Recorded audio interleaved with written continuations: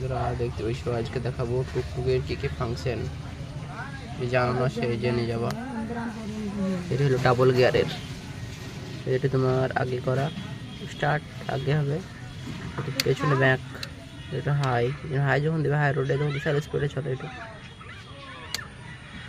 আর এটা হলো হরেন, আর এটা হলো ব্যাক লাইট, আর এটা হলো সামনে ডাউন আপ করা, আর একটু স্টার্ট।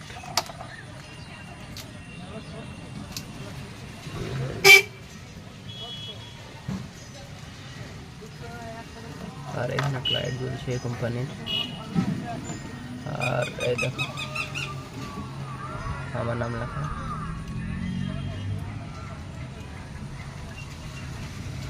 এই